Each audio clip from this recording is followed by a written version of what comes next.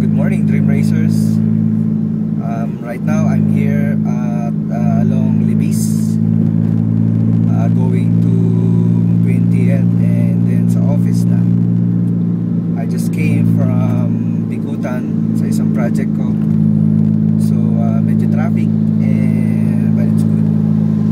Well, today ang isang bagay na pag-usapan natin is about crazy things.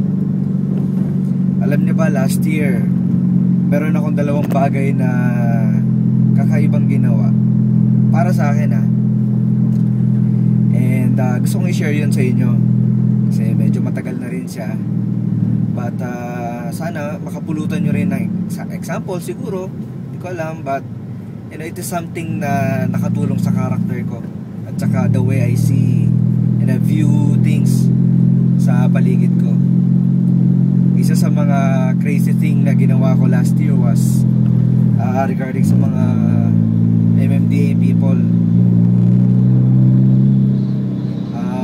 Nakakatuwa yun kasi isa sila sa mga hindi ko feel na grupo ng tao Parang sa isang taon 15 beses ako kung mahuli Parang ganon on the average kasi madalas akong nagbabayad yun, dahil sa one way, sa seatbelt, dahil sa beating red light or using cellphone while driving, diba?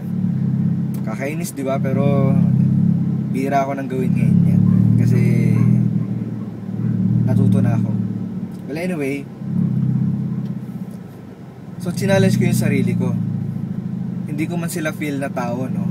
Pero tao pa din sila.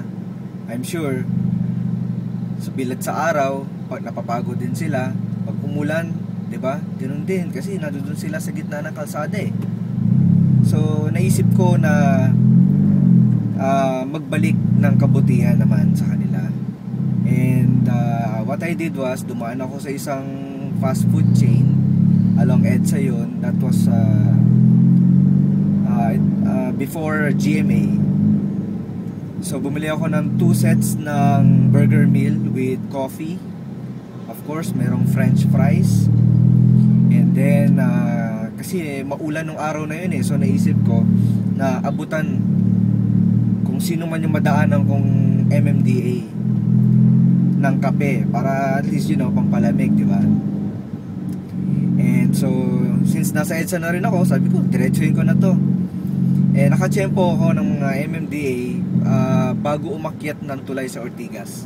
So dalawa sila, na-roll down ko lang and then tinanong ko sila kung MMDA people nga sila kasi naka-raincoat, so hindi ko ma-identify, no? And sure enough, MMDA nga sila.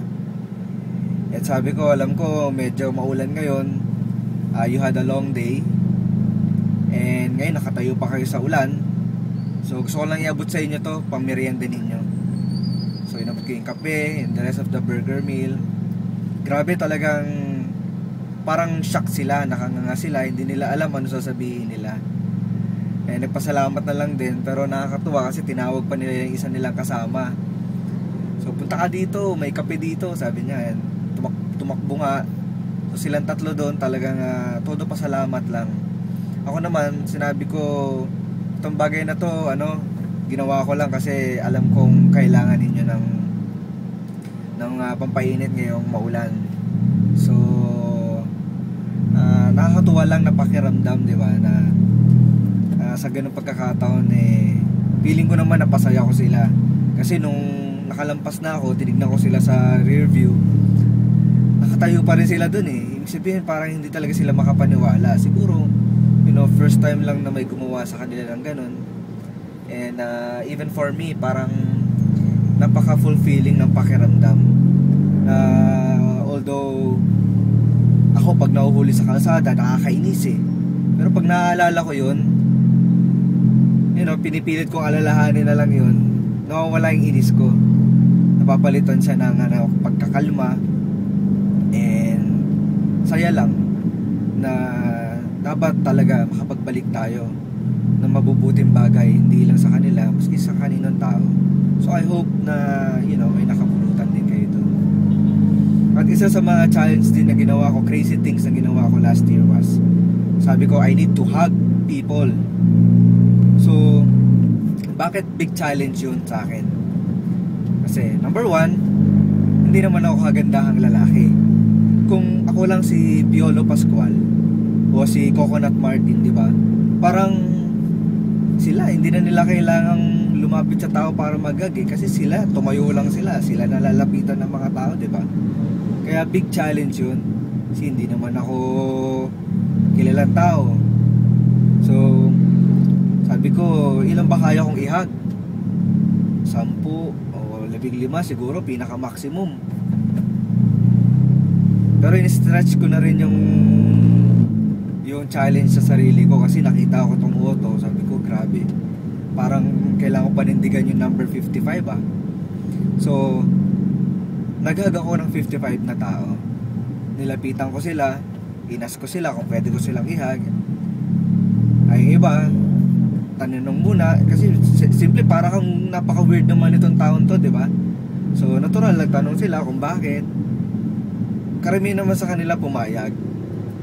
And may mga janitor, may waiter, may guardia, di ba? So parang nakakatuwa lang. Actually kalahati naman doon kilala ko. So medyo hindi rin ako masyado nahirapan doon sa iba.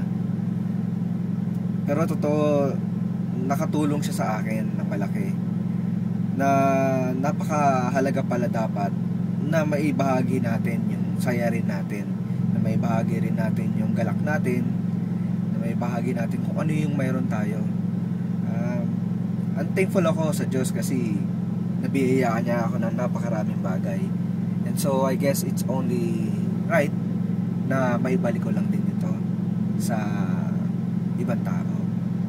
So I hope na this year you would still stick with me, and maybe sa maiisip kong gagawin this year, pwede ako magsama, di ba? So if you want to join, come along and do some crazy stuff, why not, di ba? So anyway, have a great day, and kudos